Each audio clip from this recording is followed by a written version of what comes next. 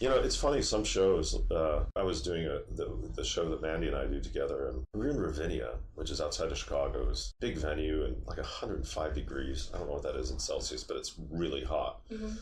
And I had a suit on. He's, you know, doing his Mandy thing. He's got t-shirt pants. He's sweating like crazy. I think they were doing the Homeland at the time, so he has a beard and whatnot. And it's an hour and 40 minutes into this, and it's the last song, Somewhere Over the Rainbow. And I started out, and for whatever reason, the text in that song, if you really think about it, doesn't make a lot of sense. It's hard to put it in the right order. And I started, I'm like, somewhere over the rainbow, bluebirds fly, birds fly. And I'm like, that's not right. And I just stopped. I'm like, Julie, I can't remember the words. I'm like, Mandy, I forgot the word. I have no idea the words. And he's like, Nathan, do you want me to sing it in Yiddish? He sang it to me in Yiddish. And this is happening in front of, 10,000 or so people. Oh, goodness. And it was probably most people's favorite moment of the whole show. Watching that real thing happen. And so, mistakes happen, but it doesn't mean they have to be bad. It just means they're mistakes. My twins, my last two, are sort of a mistake, and they're wonderful. Yeah. Yeah, but I think also, when you see those moments as well, like you said, they can be some of the audience's favourite moments because they show that you're human, and also in that encore as well, you did, when Julie was playing, you said it's in the wrong. Is that really though?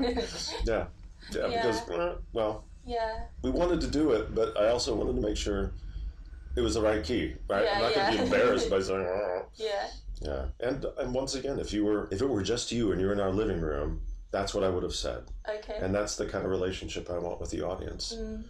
A very friendly and back and forth one. Yeah.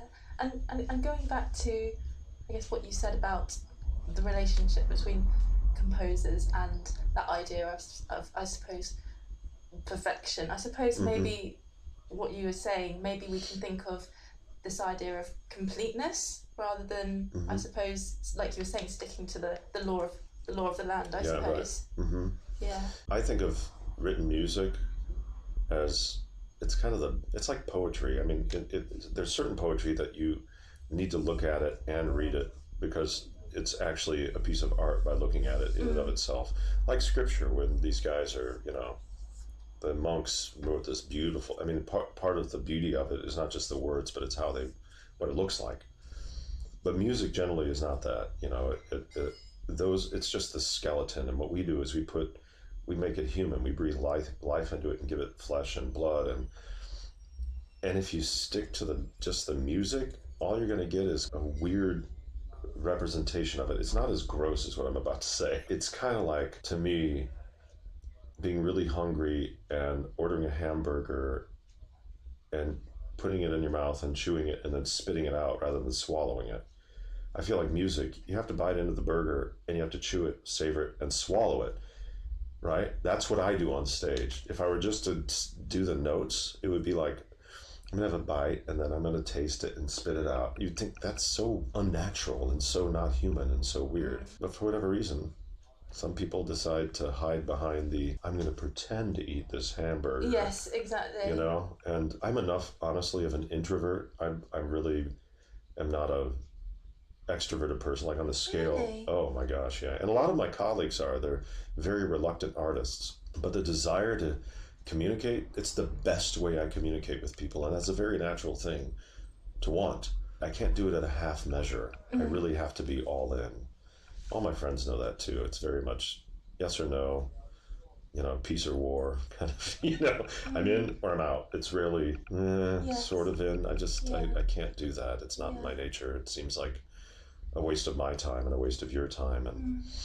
And so I suppose it actually is kind of a good thing when you think about it.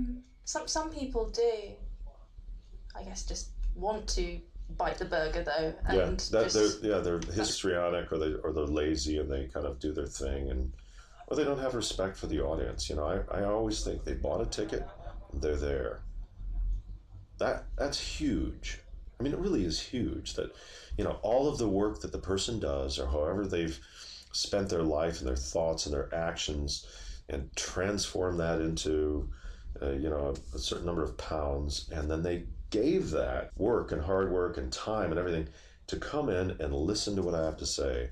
The only thing, it's my duty as a human being. It would be incredibly disrespectful not to give them what they've come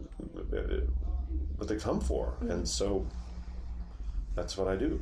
It's exhausting, I have to say. It's kind of like you have to kind of burn hot, but and when you do, it's tiring, but it's so enjoyable.